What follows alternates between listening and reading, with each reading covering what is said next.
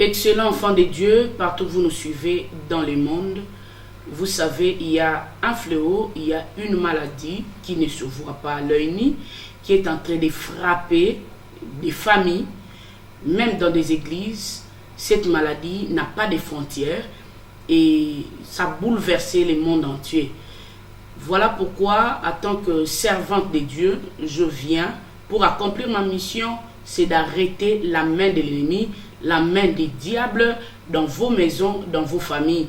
Je voudrais faire une prière ensemble avec vous, partout où vous nous suivez, pour vous mettre à l'abri de cette maladie qui répond au nom du coronavirus, afin que vous soyez protégés, vous et vos familles. Je le ferai en deux phases. La première phase serait pour que vous ne soyez pas atteints, comme le dit la Bible, aucun malheur ne s'approchera de votre tente. Et la deuxième partie serait de prier pour ceux qui sont déjà atteints. Nous croyons à la possibilité divine, nous croyons à la guérison miracle. C'est ça la mission du Dieu de la Bible. Excellent enfant de Dieu, avant d'entrer, je voudrais partager avec vous ces trois versets parce que c'est une prière que vous allez le faire ensemble avec vos enfants. Vous allez le faire en couple, vous allez le faire en famille, vous allez le faire dans votre entreprise. Vous pouvez le faire le matin, vous pouvez le faire le soir, afin de fermer la porte à l'ennemi. 3 Jean chapitre 1er, le verset 2 nous dit ceci: je souhaite que tu sois prospère à tous égards et que tu sois en bonne santé et que tu prospères comme prospère le tas de ton âme.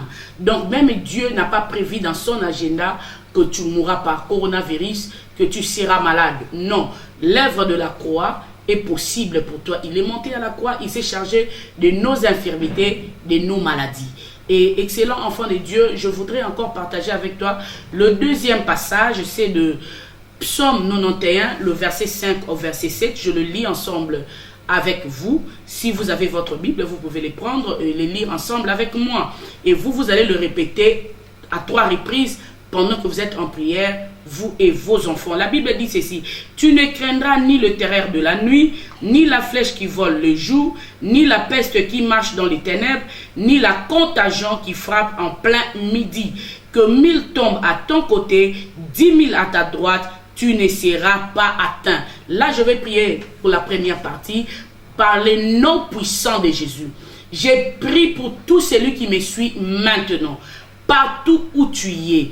Au nom puissant de Jésus, je dis que toi, tu ne seras pas atteint par cette maladie. Au nom de Jésus, ni aucun membre de ta famille, pas tes enfants, personne ne mourra avec cette maladie. Je prie au nom de Jésus et par le sang de Jésus-Christ que cette maladie ne s'approchera pas de ta maison, ne s'approchera pas de ton entreprise, ne s'approchera pas de ton église. Au nom de Jésus et par le sang de Jésus-Christ. Amen. Et je vais prier encore pour la deuxième partie. Là, c'est le verset 10. Le verset 10 dit ceci: aucun malheur ne t'arrivera, aucun fléau ne s'approchera de ta tente, car il ordonnera à ses anges de te garder dans toutes tes voies. Et je prie maintenant au nom puissant de Jésus pour ta famille qui est à l'étranger, pour ta famille qui n'est pas ensemble avec toi. J'ai dit que la main de l'ennemi ne s'approchera pas de ta tente ni de la vie de tes enfants. Au nom puissant de Jésus-Christ, toi tu es protégé par le sang de Jésus-Christ. Amen. Et je voudrais maintenant prier à la troisième partie pour ceux qui sont déjà atteints, qui sont déjà malades.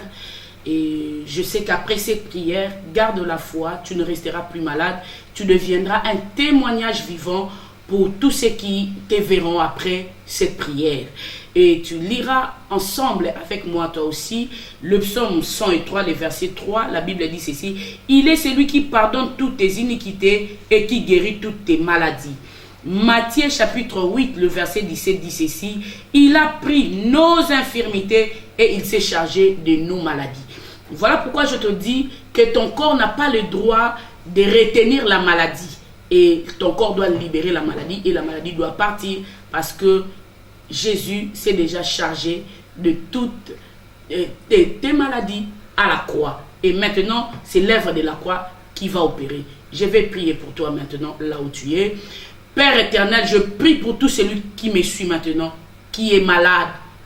Au nom de Jésus, la Bible nous dit qu'à la croix, tu as porté nos maladies. Tu te chargeais de nos infirmités. Père, j'ai pris pour ces corps malades qui me suivent.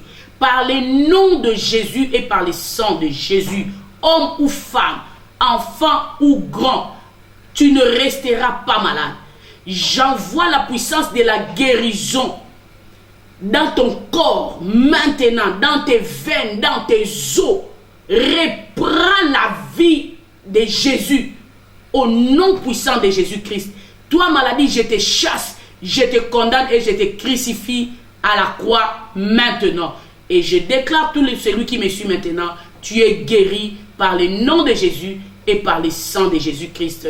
Amen. Laisse que l'Apocalypse, chapitre 12, verset 11, devienne réel dans ta vie, là où la Bible dit, nous l'avons vaincu à cause du sang de l'agneau et à cause de la parole de notre témoignage. Que Dieu vous bénisse. Restez guéris et demeurez en bonne santé. Tu ne mourras pas avant ton temps, au nom de Jésus-Christ. Amen.